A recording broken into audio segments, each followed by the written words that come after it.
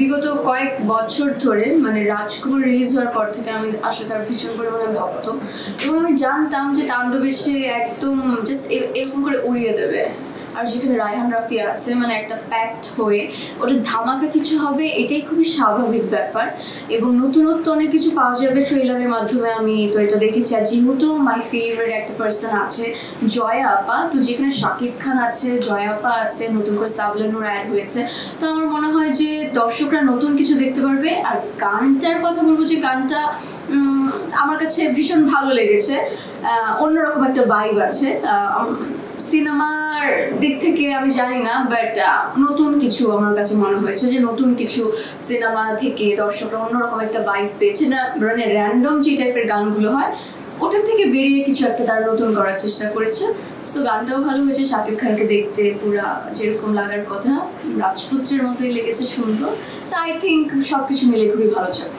এটা তো আমার কাছে ভীষণ ভালো লাগে যে আপনারা যে দেখেন আমি কিছুদিন পর পর দেশে বাইরে চলে যাই, ইউএসএতে আমার যাওয়া হয়, মাসখানিক থাকা হয়। সো বেসিকলি আমার হয়েছে কি আমি কখনো ঘুরতে যাইনি, থাকে না শুধু ঘুরতে গিয়েছি, ব্যাপারটা এরকম হয় না। আমার যখনই কোনো প্রোগ্রাম করেছে এবং কাজল রেখা রিলিজ হওয়ার পরেই আমি ইউএসএ থেকে 3 থেকে 4টা অ্যাওয়ার্ড পেয়েছি, আমার পারফর্ম করেছি আমি ওখানে অনেকবার, এলএ থেকে শুরু করে নিউ ইয়র্ক থেকে শুরু করে যতগুলো বাংলা কমিউনিটি প্রোগ্রাম হয় সো সব জায়গায় পারফর্ম করেছি আমি।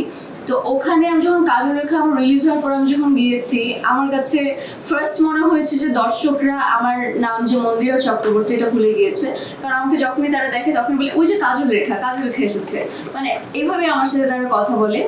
আর আমি হচ্ছে অনেকগুলো সিনেমা বেরোচ্ছিল, সুরঙ্গ, তারপর হচ্ছে তুফান, আরও একটা দরদ। আমি প্রত্যেকটা সিনেমা হচ্ছে আপনার ইউএসএতেই বাংলা কমিউনিটিতে ওদের যখন প্রিমিয়ার শো হয় প্রত্যেকটা জায়গায় আমি গিয়েছি এবং সিনেমা দেখেছি এবং ওখানে বাঙালিরা পুরা একদম বাংলা সিনেমার ভক্ত, হলমুখী। যখনই কোনো বাংলা সিনেমা আসে তারা একদম মানে আমার নিজের চোখে দেখা হুড়মুড় করে হলে গিয়ে তারা দেখতে যায়, এটা আমার কাছে ভীষণ পরিমাণে ভালো লাগে।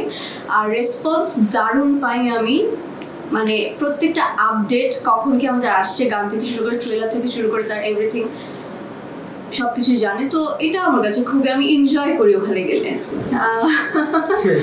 আমার ইচ্ছার উপরে কি আসলে কোনো কিছু ডিপেন্ড করবে কিনা আমি জানি না।